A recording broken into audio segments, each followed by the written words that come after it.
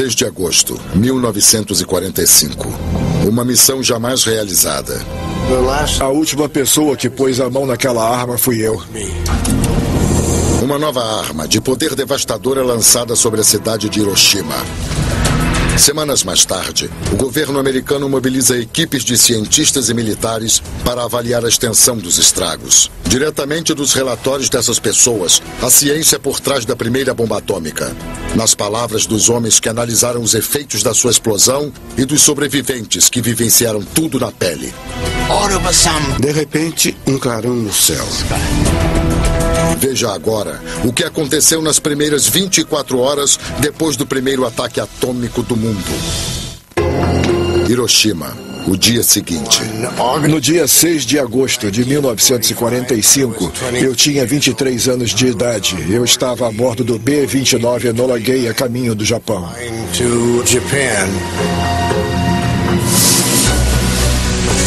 1945, 6 de agosto. Eu tinha 13 anos.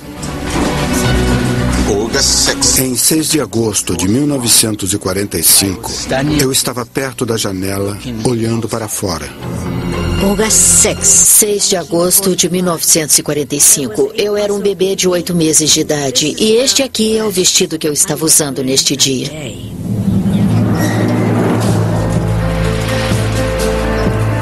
No dia anterior, numa base militar na ilha de Tinian, no Pacífico, a primeira bomba atômica desenvolvida para fins de combate no mundo começa a ser preparada para o lançamento.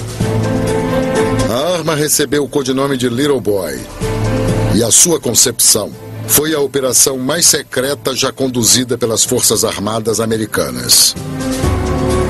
Alguns dizem que ela traz o poder do Sol, das estrelas, do cosmos. Mas para a equipe que lida com ela, a bomba parece muito menos cósmica. Little Boy media 3 metros de comprimento e pesava mais do que a maior picape que você conseguisse comprar. Morris Jepson estava entre os 12 tripulantes do Enola Gay, que receberam a missão de lançar a Little Boy sobre uma cidade japonesa, que seria identificada posteriormente.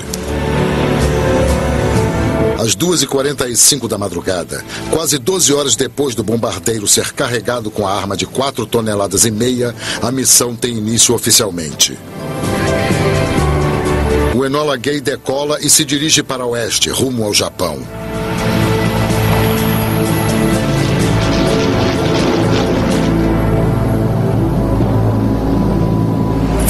Eu vi a Little Boy pela primeira vez quando entrei no compartimento de bombas.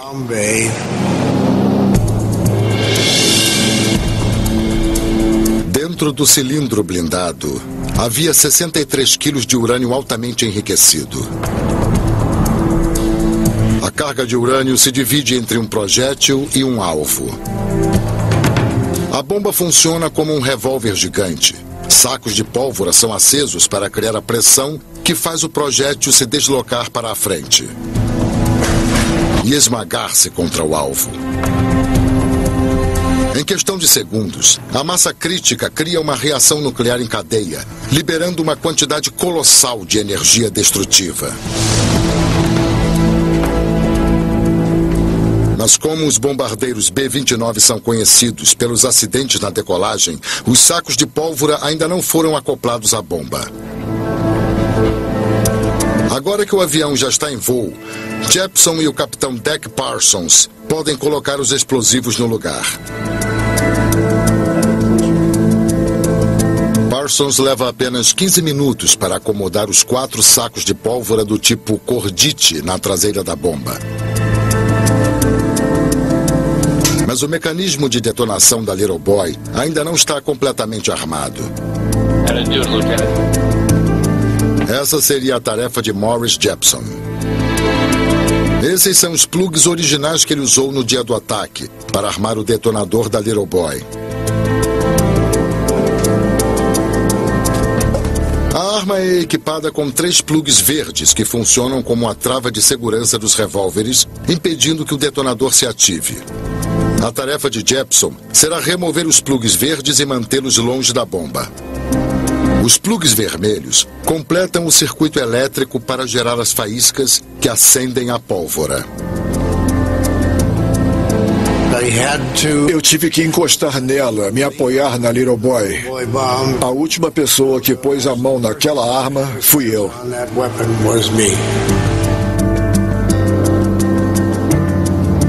Depois que o último dos plugs vermelhos é encaixado no lugar, a bomba ganha vida. Eles estão a menos de 2 horas do território japonês, mas ninguém pode afirmar com certeza que a Little Boy vai funcionar como esperado. A bomba de Hiroshima era uma arma experimental e aquele era o seu primeiro teste. 3 cidades japonesas haviam sido escolhidas como alvos em potencial para o ataque. A primeira era a cidade portuária de Hiroshima, localizada no delta do rio Ota. Cidade de importância militar considerável, Hiroshima tinha um centro de comunicações e também uma área de reunião para soldados. Mas ela estava longe de ser apenas um alvo militar. 85% da população local era de civis. Desde março de 1945, quase todas as principais cidades japonesas haviam sido bombardeadas, mas Hiroshima permanecia intacta. Embora o Enola Gay já sobrevoasse o território japonês, o destino da cidade ainda não estava selado. Tudo iria depender das condições climáticas. Um dos pré-requisitos para o ataque era que o alvo escolhido fosse plenamente visível do alto. Aviões meteorológicos seguiram na frente para verificar as condições sobre as 3 cidades selecionadas previamente. Era uma manhã de céu claro em Hiroshima. O seu destino agora era inescapável.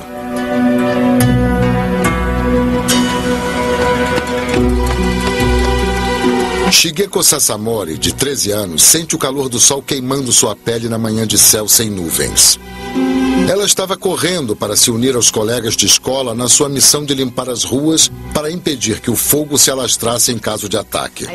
Eu olhei para o céu e vi aquele avião prateado lindo, com a longa cauda de fumaça branca no azul. Era uma imagem linda. E ao mesmo tempo eu avistei uma coisa caindo dele. Shigeko estava a menos de 1,5 km do alvo do Enola Gay. A ponte Aioi, em forma de T. Cruzando o rio bem no centro da cidade, ela podia ser avistada facilmente, mesmo de uma altura de quase 10 mil metros. 90 segundos antes do lançamento, o piloto avista o alvo cerca de 4.000 metros abaixo e realiza cuidadosamente as manobras finais. Será que eles vão atingir o alvo? E que a bomba vai mesmo explodir à altura pré-determinada de 580 metros sobre a cidade? Havia comportas de acionamento hidráulico com 4 metros de comprimento e elas não abriam devagar, se escancaravam.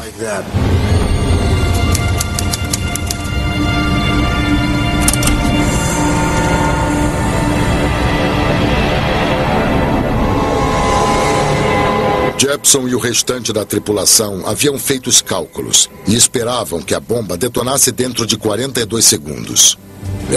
Na virada dos 43 segundos, eu estava nervoso. Não tirava os olhos do monitor, pensando e contando mentalmente. Mas não era só a tripulação do Enola Gay que estava fazendo uma contagem regressiva às 8h15 da manhã daquele 6 de agosto. Takashi Tanemori, de 8 anos, havia saído de casa às 8 em ponto para ir à aula. Ele estava ansioso para brincar com os amigos. Nessa manhã em especial, eu mal podia esperar para a brincadeira de esconde-esconde porque havia sido escolhido como pegador. Então estava perto da janela olhando para o lado de fora. Enquanto Takashi conta os minutos, milhares de outras pessoas estão nas ruas a caminho do trabalho ou da escola. O voo solitário do Enola Gay não é motivo de alarme. A visão não se parece em nada com os esquadrões de bombardeiros que as pessoas se acostumaram a temer.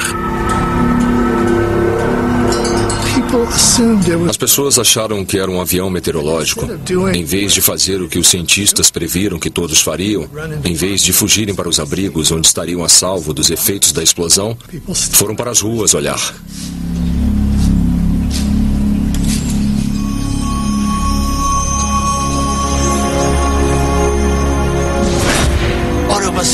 De repente, um clarão no céu. Um branco absoluto. Eu enxerguei os ossos dos meus dedos como se estivesse vendo um raio-x. Foi muito intenso.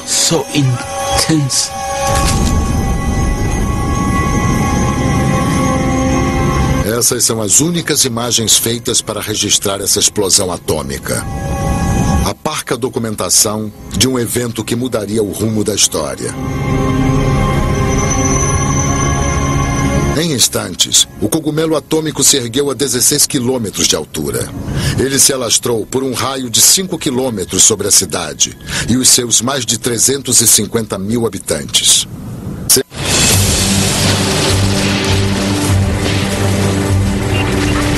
Os Estados Unidos estavam na guerra havia 4 anos e o país perdera mais de 100 mil soldados apenas no fronte do Pacífico. Apesar de já terem perdido mais de 1 milhão de homens, os japoneses continuavam a lutar. Alguns analistas temiam que, se o conflito continuasse, outras milhões de vidas se perderiam dos dois lados. Vimos então a bomba atômica como uma possibilidade de chocá-los ao ponto de levar à rendição.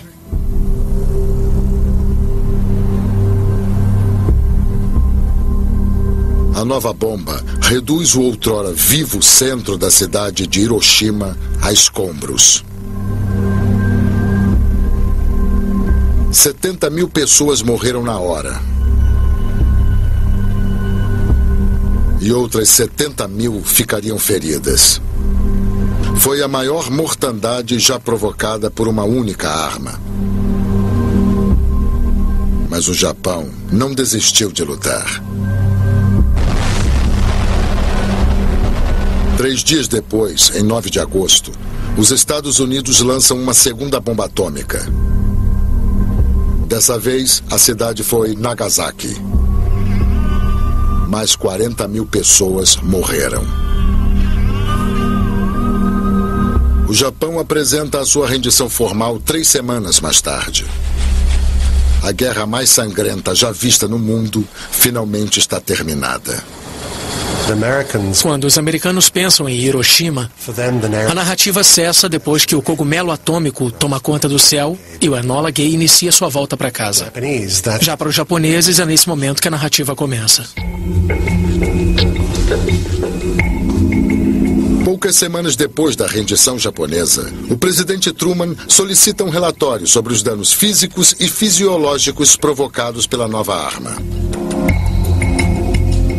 Centenas de cientistas, engenheiros e militares são recrutados para a tarefa. Junto com as tropas de ocupação, equipes investigativas desembarcam em Hiroshima.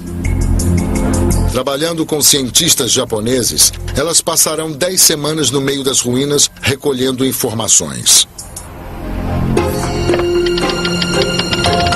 A fim de compreender melhor o poder devastador da bomba, os analistas separam os 3 principais efeitos da explosão atômica. No momento da detonação, uma explosão de energia é liberada num volume pequeno de ar. Isso cria uma bola de fogo branca e brilhante, mais quente que a superfície do Sol. Os raios gama e os nêutrons liberados pela decomposição do urânio são lançados sob a forma de radiação mortal e invisível. Quando a bola de fogo para de se expandir, uma parede de energia chamada onda de propulsão é lançada a mais de 1.100 km por hora.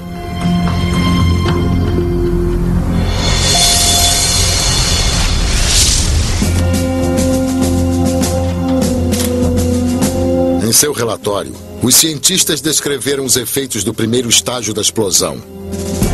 Um relâmpago de calor. O clarão da explosão emitiu um calor radioativo que se espalhou na velocidade da luz. Ele gerou temperaturas de até 4.000 graus Celsius, o dobro do ponto de fusão do aço.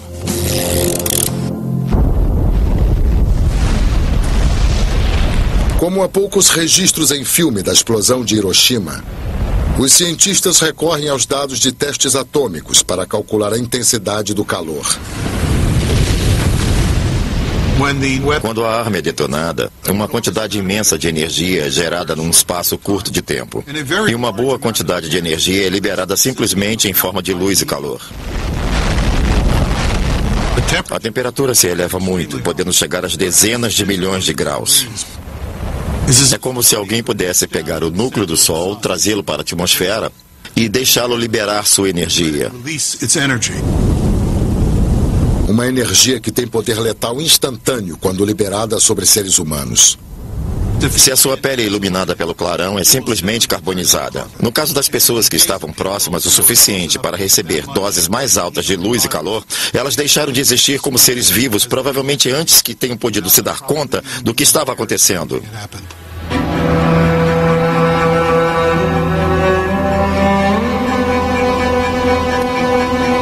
É impossível saber a quantidade exata de cidadãos que foram transformados em pilhas de matéria carbonizada nesses primeiros segundos da explosão. O exército americano começa a mapear as baixas. Num raio de 250 metros do ponto da explosão, quase ninguém sobreviveu. Algumas pessoas expostas diretamente aos raios da bola de fogo pareceram se desintegrar completamente.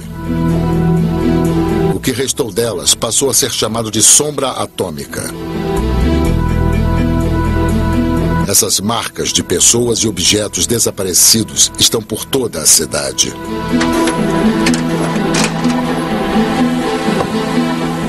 O que ocorreu foi que a luz da bola de fogo bateu no chão e fez o concreto escurecer. A luz foi interceptada por essa grade aqui. Então vemos uma faixa mais clara que não foi exposta aos raios fortes de luz.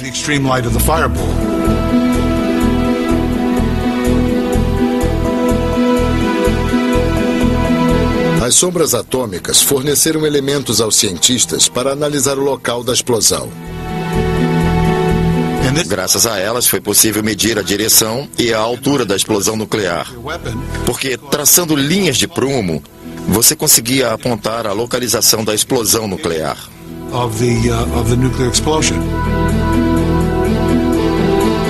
A partir desses cálculos, os cientistas constataram que o Enola Gay chegou muito perto de atingir o alvo exato. A explosão aconteceu a menos de 170 metros, ou a extensão de 2 campos de futebol americano da ponte em forma de T. Mais da metade daqueles que foram mortos num raio de 800 metros da explosão morreram em decorrência de queimaduras graves. Os que conseguiram sobreviver a essa distância mal se mantêm vivos. Esse homem tem o mesmo tipo de queimadura que atingiu Shigeko Sasamori. O clarão deixou queimaduras em mais de 2/3 do corpo dela.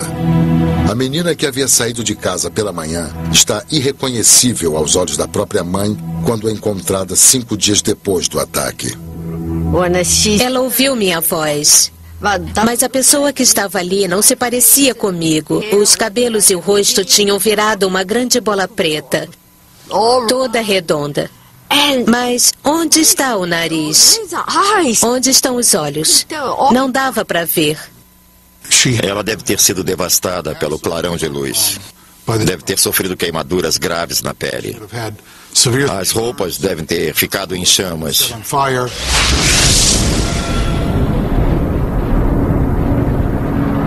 A essa distância, ela foi submetida a condições muito extremas, e eu acho impressionante que tenha conseguido sobreviver. Talvez haja uma explicação para o fato de Shigeko ter sobrevivido. Naquela manhã, ela estava usando 2 calças por estar sonolenta demais para trocar o pijama quando foi chamada pela mãe. Com certeza, a calça que estava por fora ficou em chamas e a outra calça protegeu a pele dela. Foi isso que salvou a vida dela. Roupas em chamas, telhados de palha tomados pelo fogo, o calor foi suficiente para provocar incêndios, apesar da distância entre o local da explosão e o chão. Qualquer coisa exposta ao calor do clarão, um caderno de criança, jornais, os biombos tradicionais de papel, pegou fogo instantaneamente.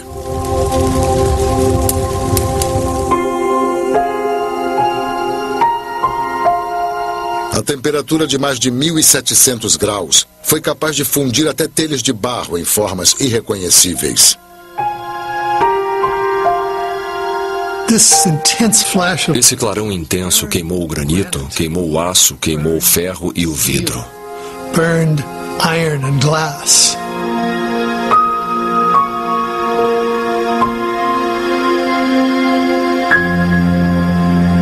Essa lancheira foi encontrada a 550 metros do local da explosão. A estudante que a levava tinha aproximadamente a mesma idade de Shigeko. Ela estava cuidando da sua rotina, levando o almoço ali dentro, e foi destruída pela bomba. Só o que restou foi a lancheira toda calcinada e retorcida.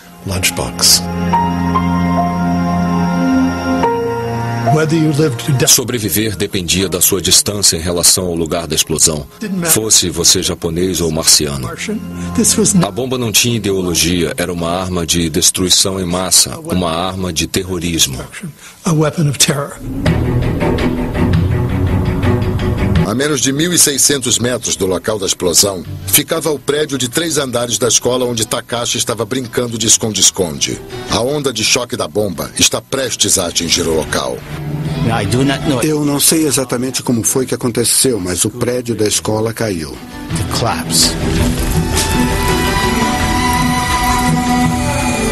O impacto queimou o lado esquerdo do meu rosto.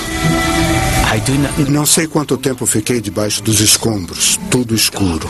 Não dava para ver nada, nem as mãos bem diante do nariz eu conseguia enxergar. Takashi não está sozinho.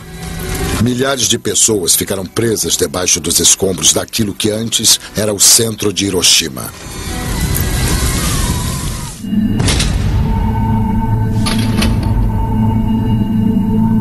A onda de choque criada pela bomba Little Boy devastou a cidade em menos de 10 segundos. Mais de 60 mil edifícios foram destruídos ou danificados gravemente pela bomba. Isso representa mais de 67% das estruturas da cidade.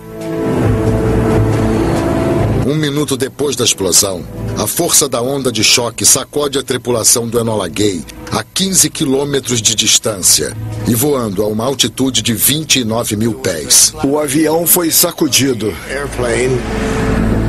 Era a passagem da onda de choque. Tudo bem, aquilo já era esperado. Mas uns poucos segundos depois, veio outro solavanco. E ninguém a bordo sabia o que havia sido aquilo. O segundo impacto significa que a bomba havia explodido de acordo com o planejado, 580 metros acima da cidade.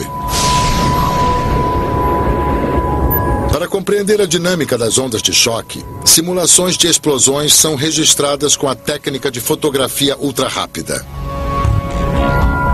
Com a explosão, uma bolha de ar superaquecida se expande violentamente, criando a onda de choque. À medida que a onda se expande, ela atinge o chão e se refrata, criando uma combinação do choque refratado com o choque original. Assim, o estrago do nível do solo vai ser muito maior do que o choque em si seria capaz de provocar. E foi por isso que os executores dos ataques em Hiroshima e Nagasaki decidiram detonar suas armas muitos metros acima do chão. Foi para aumentar o poder de destruição delas. Se a Little Boy tivesse atingido o solo japonês, a própria terra absorveria a maior parte da sua energia. Mas uma detonação no ar força a onda de choque a se alastrar, detonando praticamente tudo o que encontra em seu caminho. Os estragos foram graves, num raio de 5 quilômetros do local da explosão.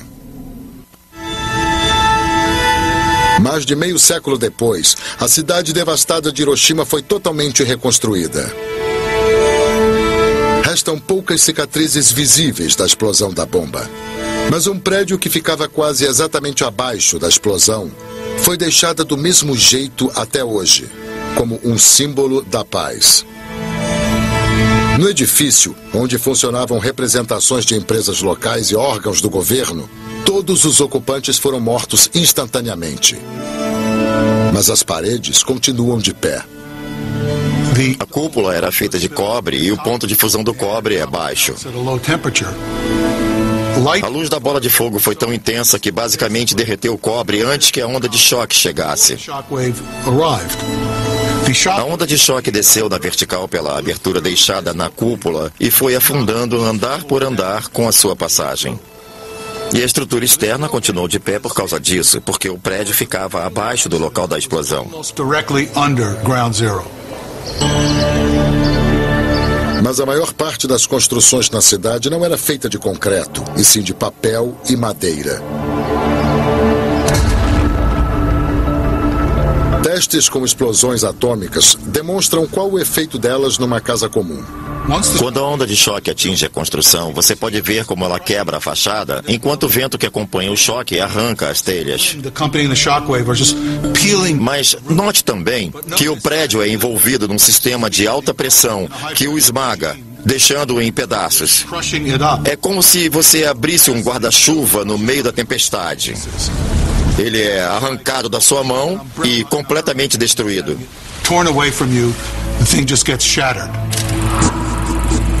Vidraças e destroços lançados pelo vento se transformam em estilhaços perigosos num raio de até 20 quilômetros do local da explosão. Os estragos foram bem documentados depois da chegada das tropas americanas. Mas no próprio 6 de agosto, a violência do momento ficou registrada apenas nas lembranças dos sobreviventes. Muitos escolheram pintar o que viram naquelas primeiras horas.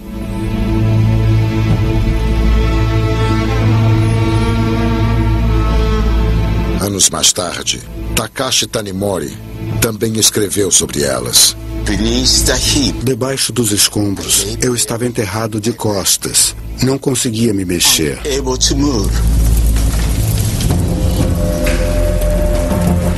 Preso a menos de 1.600 metros do local da explosão, Takashi deixou de ouvir os gritos de socorro dos seus colegas de escola. Um jovem soldado consegue resgatá-lo debaixo dos escombros, mas ele ainda não está fora de perigo. O soldado me levou nos braços pelo meio de hordas de pessoas gritando em agonia, calcinadas, mortas ou moribundas. Arrastando-se aos tropeços, arrastando os pés, rastejando sobre os joelhos e cotovelos, procurando uma saída daquele inferno escaldante.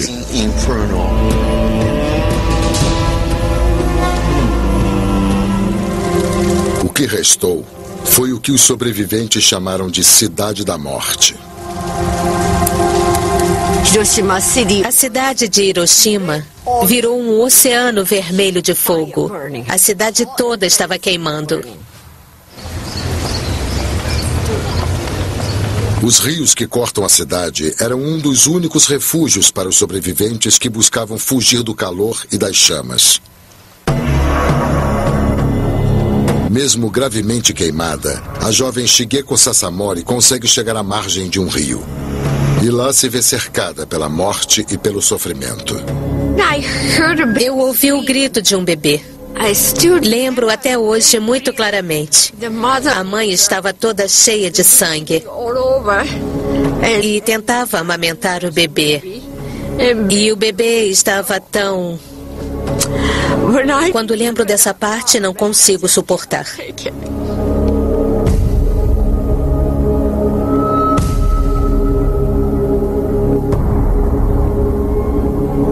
O rio estava coalhado de cadáveres. Muitos dos que continuavam vivos estavam irreconhecíveis. As pessoas estavam todas horríveis. O cabelo em cinzas, todo emaranhado, com partes da pele descolando. Pareciam mortos-vivos, como fantasmas. Muitas testemunhas contam que os sobreviventes caminhavam com as mãos estendidas à frente. Pelo visto, isso amenizava a dor da pele se descolando, mas também fazia com que as pessoas parecessem com fantasmas. Uma mulher descreveu ter visto um homem andando com o olho numa das mãos. É difícil para nós conseguirmos imaginar o cenário dantesco que foi criado pela explosão dessa bela invenção da física. Se existe um inferno, aquilo era o inferno. Milhares de pessoas necessitando desesperadamente de ajuda sem ter a quem recorrer, sem ter quem lhe socorra. O impacto da bomba atômica desencadeou... A trama da vida normal em Hiroshima se desfez totalmente. Antes do ataque, havia mais de 200 médicos na cidade. 90% deles foram mortos ou ficaram feridos no dia 6 de agosto. A dimensão da destruição é imensa. Não apenas por causa das dezenas de milhares de mortos de corpos incinerados. Não restaram hospitais funcionando e nem médicos. Eram milhares de pessoas morrendo, feridas gravemente e sem uma infraestrutura mínima para ajudá-las.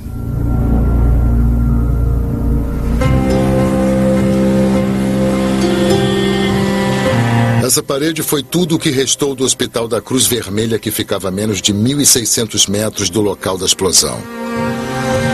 Embora tenha sido seriamente danificado com o ataque, o hospital era um dos únicos lugares ao qual os sobreviventes podiam recorrer para se tratar. Dos 45 hospitais existentes na região, apenas 3 ficaram em condições de serem usados. E a devastação atingiu mais do que a infraestrutura da cidade.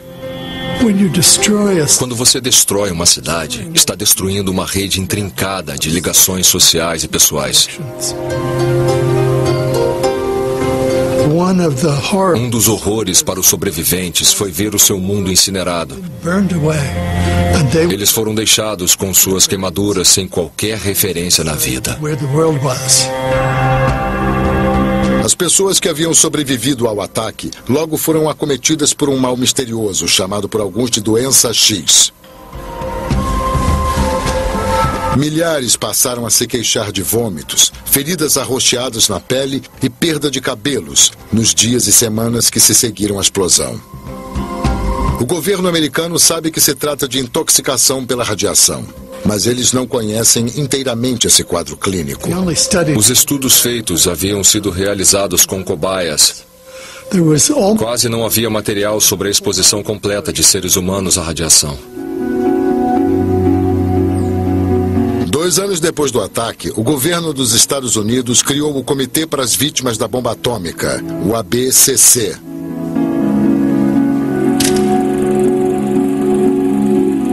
A missão do órgão não é tratar os sobreviventes, mas observá-los e estudar a taxa de mortalidade e os efeitos que a exposição à radiação está provocando na saúde deles.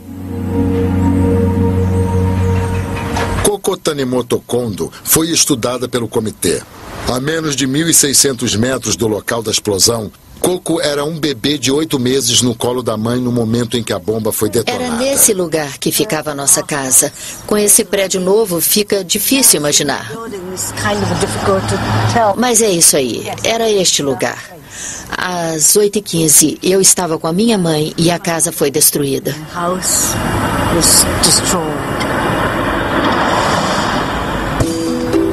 Embora Koko tivesse sobrevivido ao impacto e às chamas, ninguém sabia os efeitos que a radiação teria no seu organismo.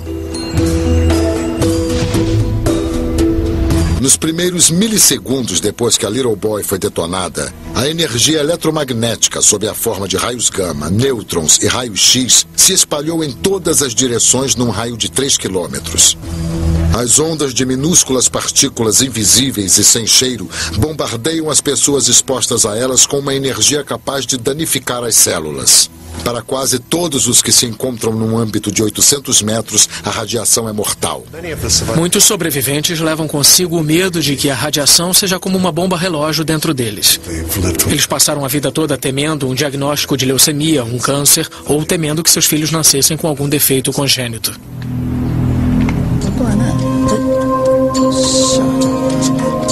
Anos depois de ver a casa onde morava destruída, Coco se torna parte do estudo da ABCC. O mundo inteiro queria saber como a radiação afeta o corpo humano, e a melhor maneira para isso é examinar as crianças. Durante uma década, Coco passou um dia por ano sendo examinada. Milhares de sobreviventes participam até hoje num dos mais longos estudos médicos já conduzidos no mundo. O ABCC, hoje transformado na Fundação de Pesquisa sobre os Efeitos da Radiação, mantém dados coletados de mais de 120 mil sobreviventes da bomba atômica. Hoje, com a colaboração do governo japonês, as informações da Fundação continuam esclarecendo para nós como a radiação atua no corpo humano. Nós, mamíferos, morremos se expostos à radiação, porque as nossas células sofrem danos no seu DNA, nos cromossomos e param de se dividir. Quando as células param de se dividir, o sistema imunológico deixa de funcionar. Os órgãos internos entram em colapso. Fetos deixam de se desenvolver. O processo da vida cessa. Mas o entendimento disso teve um custo para sobreviventes como Coco. Quando ela chegou à puberdade, os exames na ABCC ficaram difíceis. Aos 14 anos, Coco foi levada da sala de exames particular para um auditório. O médico me disse para subir ao palco. A luz era tão forte que eu não conseguia enxergar quantas pessoas estavam lá. Mas ouvia as línguas diferentes, então imaginei, deve ser a reunião dos médicos.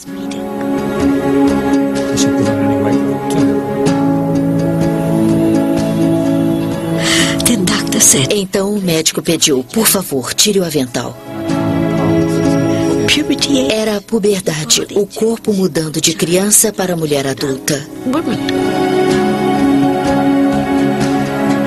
Eu fiquei furiosa. Em 6 de agosto de 45, eu estava em Hiroshima, mas não fui eu que comecei essa guerra. Por que tenho que mostrar o meu corpo quase nu para as pessoas? Não pude contar isso para minha mãe, meu pai ou meus amigos. Foi uma coisa guardada lá no fundo por muito tempo.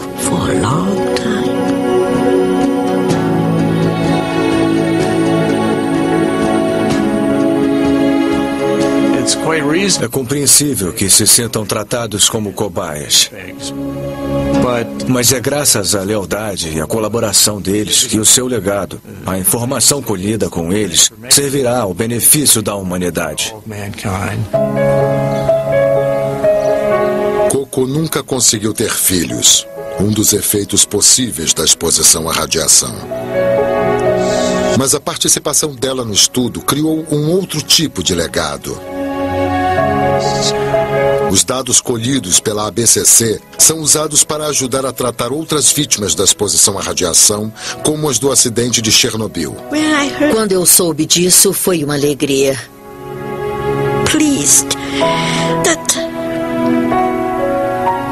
Foi bom saber que os meus dados são úteis para outras pessoas. Hoje, informações científicas contidas nos estudos das vítimas da radiação são partilhadas livremente pelo mundo. Um manto de segredo sempre envolveu o mundo da ciência atômica, desde a época da concepção das primeiras bombas até hoje. Durante anos, o governo americano tratou de confiscar e destruir quase todas as imagens e relatos em primeira mão do bombardeio a Hiroshima e suas consequências imediatas.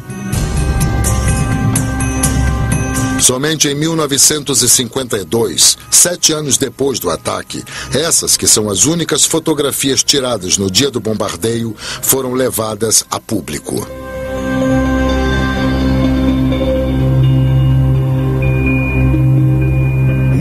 O censo militar sabia que a opinião pública americana poderia voltar-se contra os bombardeios se fossem divulgadas imagens muito chocantes dos efeitos exatos que uma bomba atômica pode provocar no organismo humano em larga escala.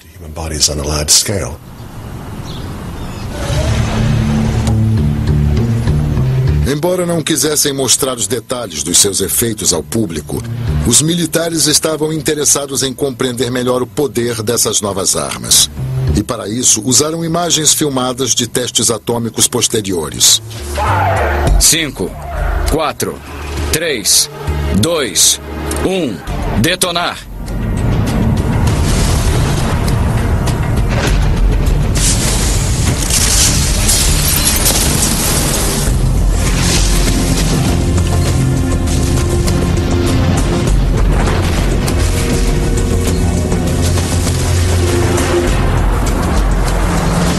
As imagens demonstram não apenas os efeitos das ondas de calor e de choque sobre diversos tipos de materiais e estruturas. Ao estudar a explosão em si, os analistas conseguem mensurar a distância e o rendimento de cada arma.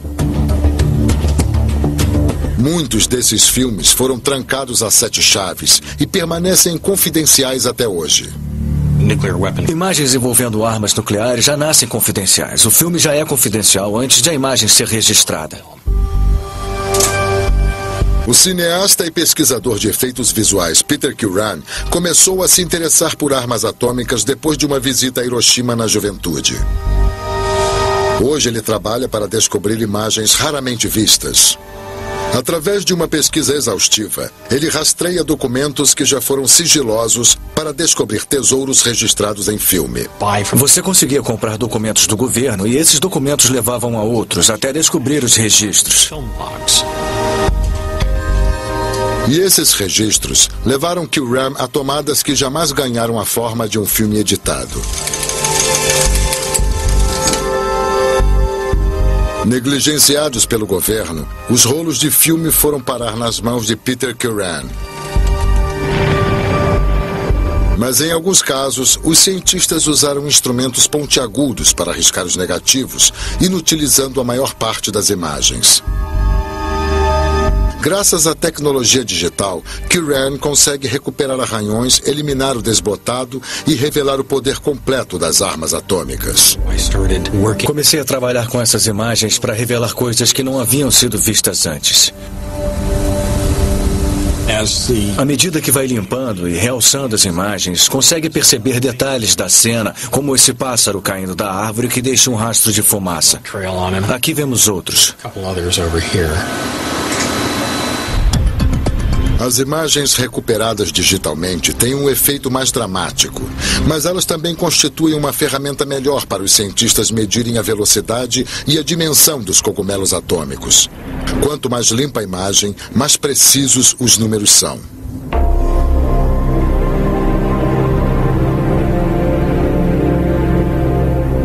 Os analistas militares que testemunharam a escala impressionante de efeitos sinistros das armas atômicas encerram o seu relatório com um comentário sombrio. Não existe argumento mais forte em favor da paz do que a imagem de Hiroshima devastada.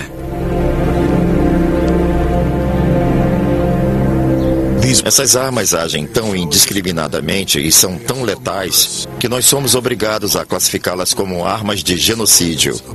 Não há outra alternativa. Hoje é difícil avistar os resquícios da cidade devastada. Os museus e monumentos do Parque da Paz guardam a lembrança do que aconteceu em 6 de agosto de 1945. Sob esse monte de terra, jazem os restos de milhares de pessoas. Corpos irreconhecíveis e que nunca foram reclamados por familiares. Mas as lembranças mais poderosas estão nos relatos daqueles que sobreviveram. As únicas pessoas capazes de nos dizer o que é vivenciar um ataque atômico. Uma única bomba modificou tudo. Nós precisamos aprender. Não podemos cometer o mesmo erro. Não. A melhor maneira de nos vingarmos do inimigo é aprendendo a perdoar. Eu espero que seja capaz de dar para os meus filhos um mundo melhor do que aquele que eu recebi. Contando a história das lições que nós aprendemos. É isso que eu desejo.